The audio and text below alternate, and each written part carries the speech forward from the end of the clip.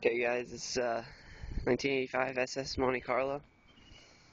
I'll show you the exhaust.